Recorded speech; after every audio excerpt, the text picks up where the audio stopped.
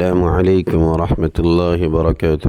دوستو، میں محمد نوشاد قاسمی آج آپ لوگوں کے سامنے لے کر کے آیا ہوں موبائل کے خصوصیات، فائدے اور نقصان۔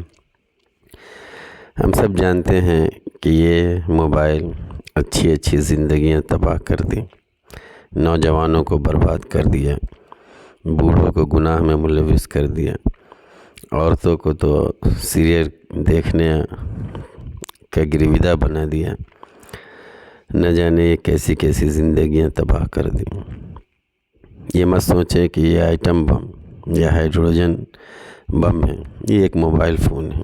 موبائل فون ایک ایسی طاقت ہے جسے کم اہمیت نہیں سمجھنا چاہیے۔ یہ اتنا طاقتور ہے کہ اس نے لینڈ لائن ٹیلی فون کو ختم کر دیا، اس نے ٹی وی کو قتل کر دیا، اس نے کمپیوٹر کو رشتے سے ہٹا دیا، اس نے گھڑی کو گھومنے سے روک دیا۔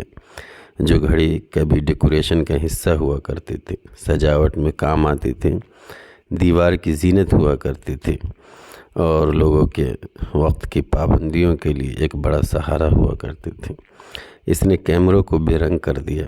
وہ کیمرہ جو کبھی لوگوں کی زندگی کا حصہ ہوا کرتا تھا، اپنی زینت اور خوبصورتی کو سر عام لانے کے لیے بہت بڑا آلہ ہوا کرتا تھا۔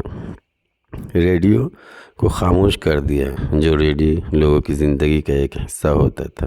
لوگ اسے اپنے گردن سے باندھ کر کے چلتے تھے، اپنے پاکٹ میں رکھ کر کے چلتے تھے، ایئر فون کان میں لگا رہتا تھا۔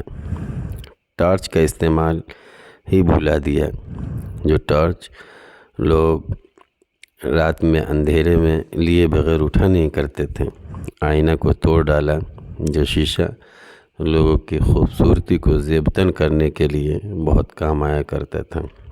اخبارات، نیوز پیپر، رسالے اور کتابوں کو تو پھاڑ ڈالا، اسے پس پشت ڈال دیا۔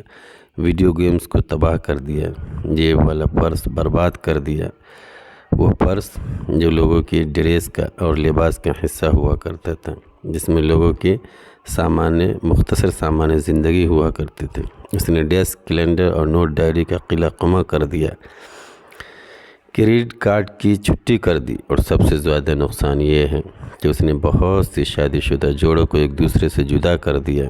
اس نے بہت سے خاندان اور خاندانی دوستیوں کو توڑ ڈالا، رشتہ داروں کو دور کر دیا، اپنوں کو بھلا دیا۔ اس نے طالب علموں کو لاپرواہ بنا کر کامیابی کے راستے سے بھٹکا کر پنکھ کی طرح ہوا کے راستے پر چھوڑ دیا۔ آہستہ ہم سمجھ جائیں گے کہ یہ ہماری آنکھیں نابینا کر ڈالے گا، ہماری ریڑھ کی ہڈی کو شکستہ کر دے گا، ہمارے ذہن کو اور ثقافت کو بدل کر ہمیں ہلاک کر دے گا۔ وہ ہماری اگلی آنے والی نسل کو تباہ کرنے کے در پہ ہے۔ اگر ہم نے اپنا خیال نہیں رکھا تو یہ ہماری روح کو بھی کچل دے گا اور ہمارے دلوں کو سخت اور بھاری کر دے گا۔ وہ ایسا کام کرے گا کہ ہماری آنے والی نسلیں پچھتائیں گی، جبکہ ان کا پچھتاوا بے فائدہ ہوگا۔